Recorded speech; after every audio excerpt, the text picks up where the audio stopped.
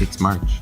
The days are getting longer, and their teacher candidates have once again scattered to many schools for their last teaching experience of the program. We're actually right now I'm halfway through my practicum, so it's a 7-week practicum, so we're about at week 3.5. Okay. That's the only thing, there's no wheels on it.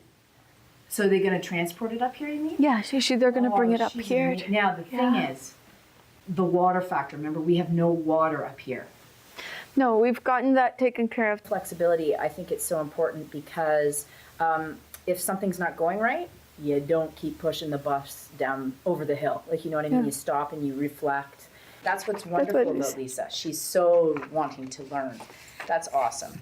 You know, because it is. And I learn. There's days, how many times have we sat down and I'm like, well, that's something I didn't think of, you know? Like, you learn every day. That's that flexibility again.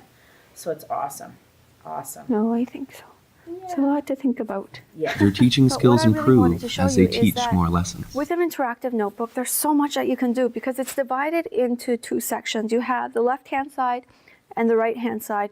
The left-hand side is basically, I call it the student side. So it's where when students generate ideas themselves within classes, they write all their ideas in here.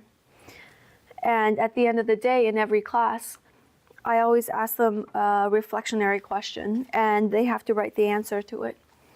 And on the right-hand side are notes and everything that I give to them in class. So if we do a science experiment in class, if we do any notes on forces, on structures, the notes that they take from the board, it all goes on the right-hand side. What you want to do is if you want to build a love of science for kids, you do it through experiments. So every class, I try and have a mini experiment for the kids. And the bridge had to fit between. And then within this bridge, they had to estimate, okay, how many of these chips do you think it will take before the bridge fell down? So there's one, we tested it and went through. I find that as a student, you always have to be asking yourself and you always have to be inquiring, okay, I think it'll hold 5. Why? Because it's got a strong base. Why else do you think it would hold 5? Well, I think they folded the paper. You need kids to be having fun, and you need them to enjoy what they're doing. Ruth has had a hard day. At a school that I went to as a student. I am teaching grade 12 finance. How did you think the grade 12s went? Today's Yeah. I felt it was a little hard to keep everyone on track at points. At the end of the class, I had a girl come up to me. One of the students came up in the class and reflected to me and said, hey, Mr. I just want to let you know, I really enjoy having this teacher. She's really conscientious, she's caring. She said to me she was a bit concerned about a couple of the students in the class. She says a couple of the students, she said, it's almost like they're sort of trying to bully you. Right. Yeah, I'm not sure what you feel. Do you know the students I'd be referring to? Hard to deal with, handle sometimes, but I'm not afraid of them. Right. I need to work on the next step where I, do put my foot down and say, okay, that part is not acceptable. I am a little afraid of that next step with anybody. The students that this girl was referring to are very difficult students. They come from very challenging home lives. Yeah. They're going to try to establish who is in charge. Right. They don't think the student teacher's in charge. They're trying to be in charge. You've got to come up with an idea how to deal with those students. And through the first couple of weeks, you've mentioned to me about pulling them aside. And I think maybe that's one of the strategies we do is we pull the student aside, speak to them individually. I could get involved too, but you're doing a great job. So maybe you try it yourself and see how they respond. Right. And I think often it's just engaging them in positive reinforcement. And you have been doing that. If you continue to do that, you're going to win them over. Let's reflect tomorrow on how the first 3 weeks went. Okay. Let's put some goals together. Yeah. You've come in a very good student teacher. My goal is for you to leave as a great student teacher, and you're on your way to that.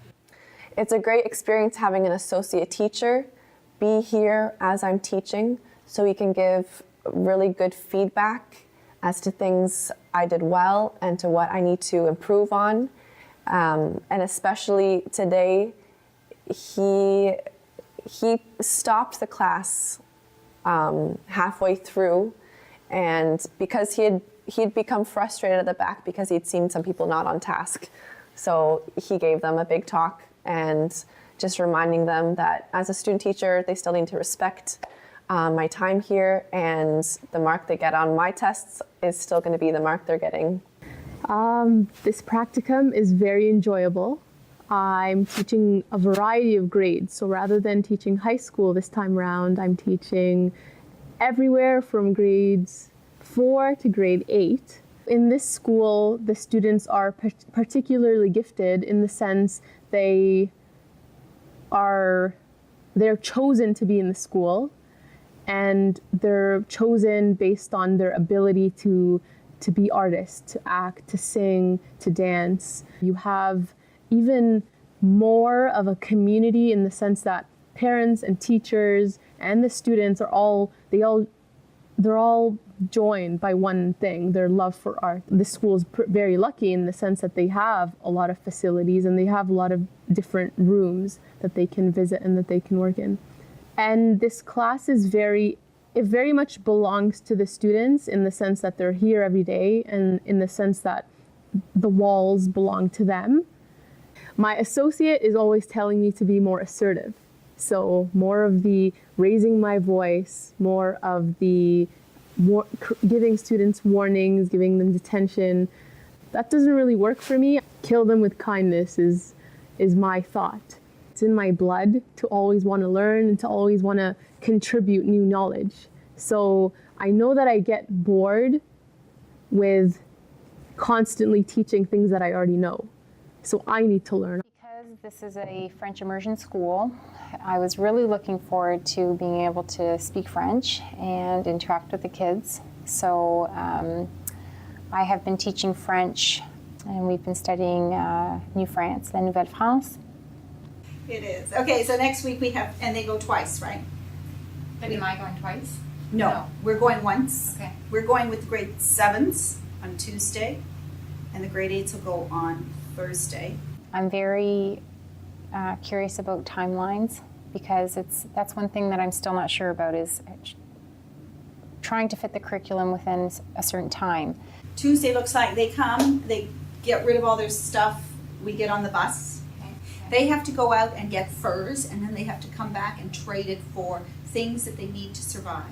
So we have to take on roles, and the parents have to take on roles. I feel like the first time I went on practicum, I wasn't as sure about what I was going to be doing. I mean, obviously it was the unknown, and I was really turning to my teacher for advice, as I am here, but I feel much more confident this time.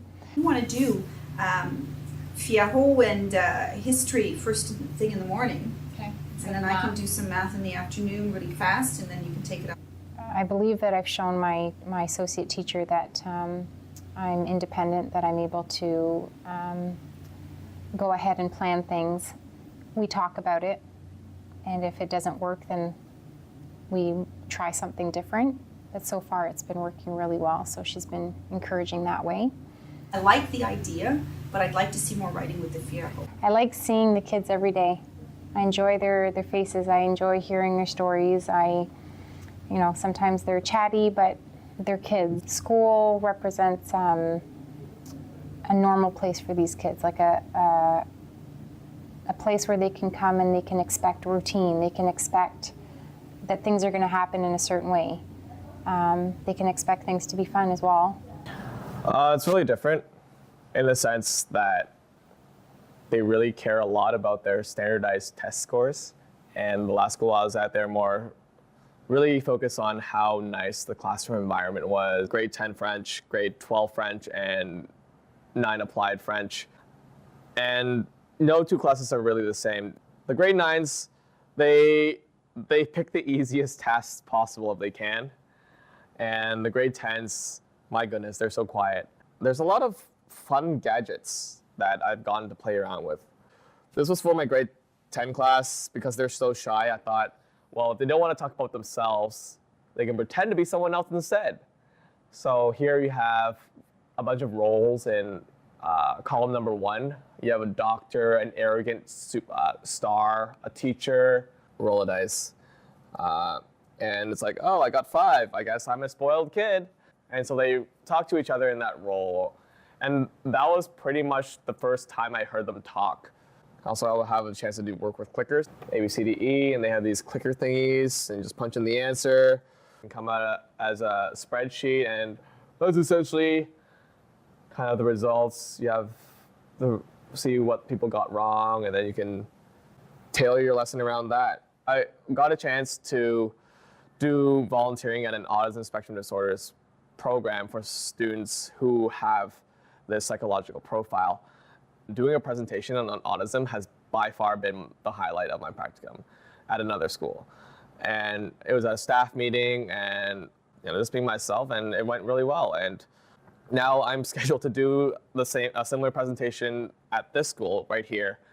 I just think it's something that deserves more advocacy. Teaching in a grade 6 classroom, there's a big difference in my confidence and in what I know to do and the resources and strategies that I know to use in the classroom now compared to the first time around.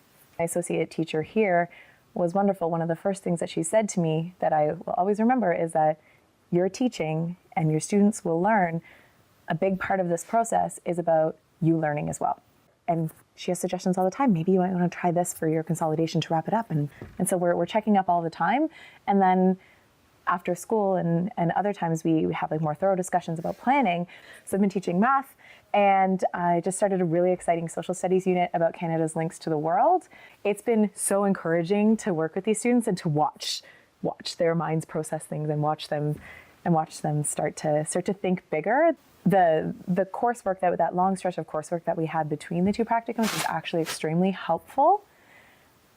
After having worked in a classroom, planned, and then realized what was missing so that I was able to go back and have all that coursework to start thinking about all those different pieces and the strategies and all the different things that were going to come together.